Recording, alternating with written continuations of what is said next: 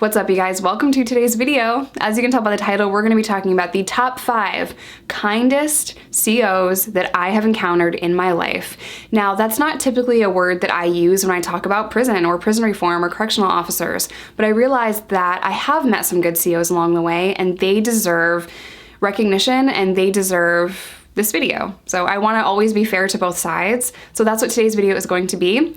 If you want to follow me on any other social media platform, TikTok, Instagram, Patreon, that's $2. It's only ever going to be $2. All of that is linked down below, as well as my vlog channel and my podcast. All right, let's go ahead and get started.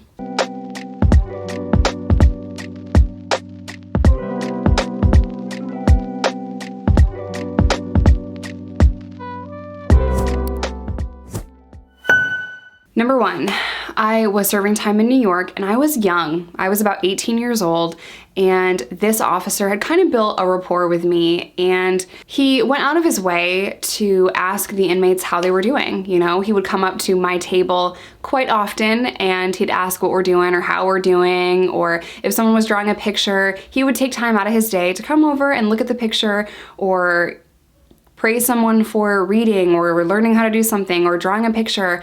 Small things like that meant a lot to the other women. You know, he was just very kind. He never disrespected us, and he called me Miss Kent, called the other women by their name instead of inmate or our number or things like that. And very tiny things like that meant the world to us. Just talking to us like a human being and not demeaning us, not putting us down, calling us by our name, you know, Miss Kent or what have you, that showed the inmates that he respected us. He was also firm but fair. You really couldn't get away with anything, but you knew where you stood with him. And that's a big deal. A lot of times when I'm sharing my stories about what I experienced in prison, I talk about officers who one day they were one way and the next day they acted a different way.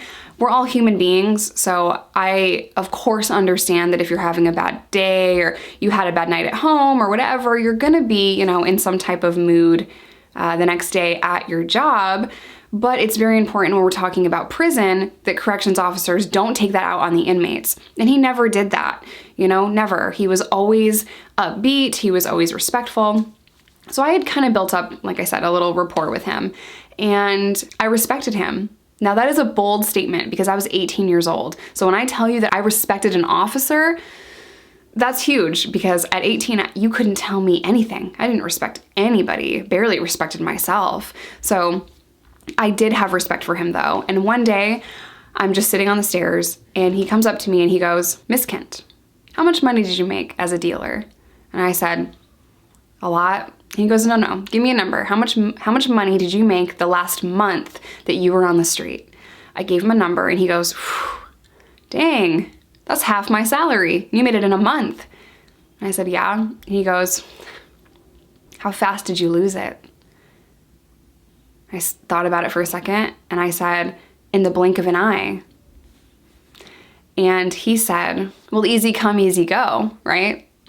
And I thought, no, no, because they took thousands of dollars from me. So no, easy come, hard go. Like I was mourning the loss of this money, because at the time I was heavily addicted to the game and the life and the drugs and the money, all of it, fast life, everything. Just as quickly as you earn it, that's how fast you can lose it. And I didn't learn that just yet. Even though I was in prison for drugs, I still didn't get it. Like I still had a disconnect there. I thought that, no, I could get out and do it better this time. I just got caught. Like I could do it better. No, you can't. No, you can't. There are no successful drug dealers. There just are none. And he looks at me and says, "Miss Kent, you could be good at anything. I see your charisma. I see your intelligence. You could be good at anything. Think about that." Although I didn't change right away, that seed was planted in my mind that I could do anything. And very few people ever articulated that to me. And maybe they did, but I didn't pay attention to it. I don't think the officer works at that facility. I would have to check to make sure. If you're watching this, you know who you are. DM me or something. Number 2, I was arrested in Texas and a dancer had came in at 2 a.m. I'm in the drunk tank. She's in the drunk tank. She is very upset, yelling, screaming about, you know, them arresting her in the club parking lot, and she just had her boobs done and she needed underwire. It's 2 a.m. You know, so I'm trying to sleep and I'm like, girl, I feel you, but you're not getting underwire, you know, and it was just a very long, chaotic night of her screaming and yelling, and just, she was very, very violent. And they took her out of my cell, put her in a restraint chair. It was a very long night for everybody, staff, me, everybody, her. A guard came up to the door and he asked me how I was doing, and he gave me a honey bun and a little thing of coffee. And it was just such a tiny gesture, but it was so nice, you know? So I just wanted to throw that in there as part of the top 5. And the reason why these things might seem so small to you guys is because you're free. But when you are locked up, these things make all the difference in the world. Tiny little blips of kindness go a long way in prison. So I wanted to throw that in there. Number 3. I was being taken to a pregnancy doctor. It was a free clinic and I had to be shackled up, chained up, belly chained up sometimes to go to the free clinic from jail and have my doctor appointments. Well, after my appointment, this officer asked me if I was hungry, and oh my God, I was starving. So I was like, I mean, a cheeseburger and a milkshake would, you know, slap right now. And he pulled up to McDonald's and he got me what I wanted. And again, it's such a tiny moment of kindness, but I was pregnant. I was hungry and just craving all kinds of things that I couldn't have. And that was like borderline torture for me, but I just really wanted that. So the fact that he pulled up there, got me something to eat, I was just shocked. And that same officer also does not work at that jail anymore, but he would relay messages back and forth for me and Jason, and he would ask me if I was okay, ask me how I'm feeling, ask the other women how they were feeling, and he was really kind to us. But unfortunately, with many officers that are kind and care about the inmates, a lot of them don't last, a lot of them don't stay, because it's a very difficult environment, and when your colleagues don't have the same viewpoint as you, that can make the job even harder. It makes a very difficult job 10 times harder when your colleagues are like, why are you being nice to that inmate? You know, and then they start to speculate on your kindness and where it's coming from. You must be doing something shady if you're being so nice to inmates, because it's a very clear line, us versus them. So I wanted to throw him in there with the French fry guy. He's not there anymore either, but I'll never forget him getting me French fries, ever. I will always remember how kind that was for him to spend, you know, $6 to get me something to eat that day. Number 4, from that same jail, there was a female officer who was so freaking cool. Like, we would seriously be friends on the outside world, and we're actually friends on Facebook, but she was just freaking chill. She very rarely would write somebody up for contraband. She'd be like, yo, throw that away. What are you doing? Come on, be smarter, be a better criminal, you know? And she would just take contraband and throw it away, you know, because she had to confiscate the contraband, but she wouldn't write us up for it. She wouldn't lock us down for it. She would purposely come to the pod, let us all out, and then, you know, sit in there with us and monitor us. Just to explain that a little bit, this jail that I'm talking about would keep the women 23-1, meaning the women would be locked in their cells for 23 hours a day and they could come out for 1 hour a day, while the men were never locked down. The men were always allowed out of their cell. Always, but the women were not, because the female officers that would have to monitor us didn't want to hang out back there. They were hanging out in intake, they were hanging out in the front of the jail, and they didn't want to let us all out and deal with us. So there would be hours and hours throughout the day and night that we would be completely alone. There's no officer in there, there's no one watching us, there's no one listening if there's a problem. That's dangerous. And because of that, I saw a woman have a seizure and it took us hours to get her any kind of medical attention. I've seen overdoses. I've seen a lot of things because we were completely ignored and left in our cells for 23-1. This officer specifically, when she worked, she would come back and let us all out so we could shower, make a phone call, walk around, get out of our cells, eat lunch and dinner. That made all the difference in the world. For breakfast, most of the time, we would be allowed out of our cell, we would eat, and then we'd be locked right back down. It was during that time that I'd have other people like grab a tray for me, put it in like a bowl or something, like if it was biscuits and gravy, bowl with lid. And then I would run and shower. I'd try to do other things because we only had like 45 minutes or an hour out of our cell. So we had to work in teams just to shower. And think about that for a second. When your mind is focused on basic hygiene, basic needs, you're not thinking about getting better. You're not thinking about how you're gonna get out and live a successful life. You're thinking, I have to wash my ass today because they're gonna lock me down and I'm not gonna have time to do it. Like, the stress and the anxiety surrounding just basic hygiene in prison is crazy. So this officer made it a point to let us out as much as she could, and 5.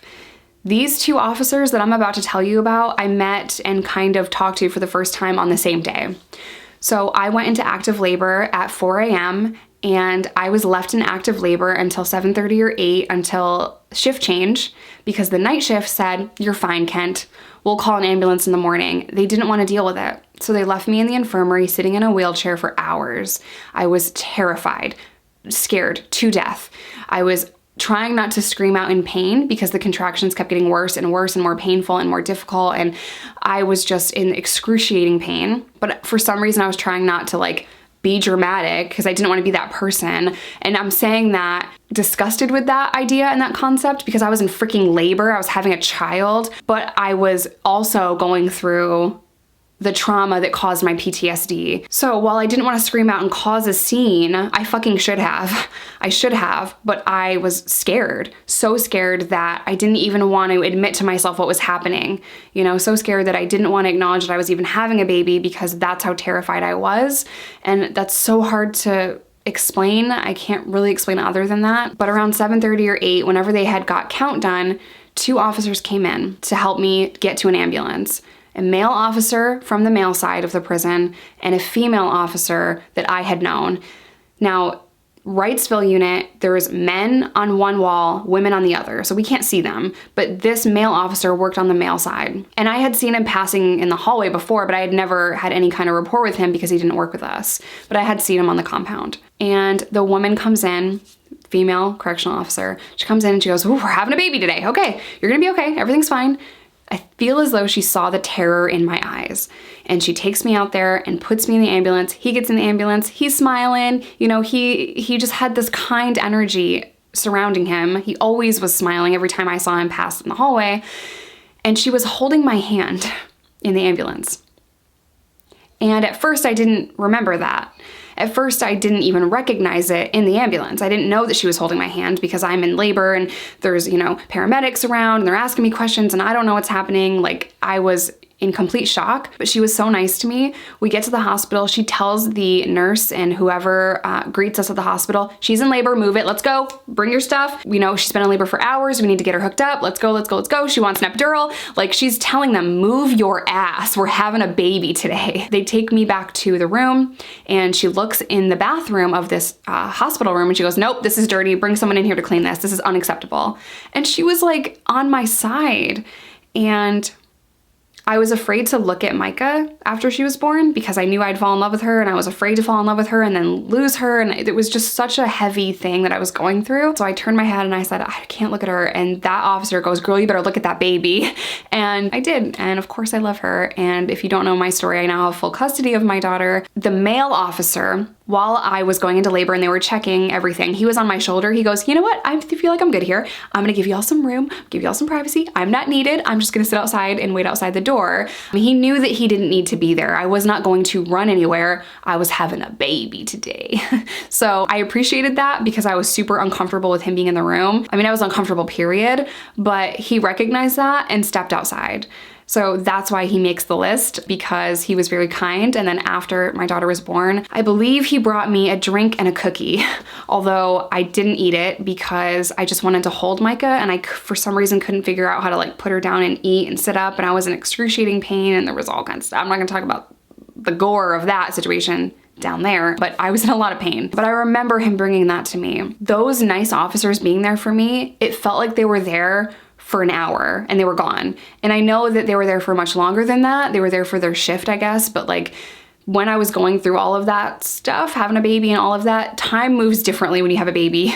Like the day you have a baby, time just moved very different that day. And it felt like, wait, you guys just got here. They were replaced with officers that immediately chained me to the bed, denied me getting up and going to the bathroom, talked down to me, and they were really nasty to me. But I will never forget the kindness of those two officers and how amazing they were and how they made me feel like everything was gonna be okay. So if any of these officers are watching and wanna come on the channel, please DM me on Instagram. Kindness goes so far, and I think people need to care about prison reform because most people have a release date, and we need to release people out into the world that are healthy and mentally okay, and we need to hire felons, and we need to help people get on their feet just by giving them a job. Just stop making it so hard for felons. Be kind to us when we're in prison. For everyone saying like you shouldn't have broken the law, shut up, shut up. Let's replace shame and judgment with kindness and compassion and see how different the world could be. I'm gonna end today's video here. As always, I love you guys. Stay safe, stay sober, whatever that looks like to you. Because there's no wrong way to recover, and I'll see you guys in my next one.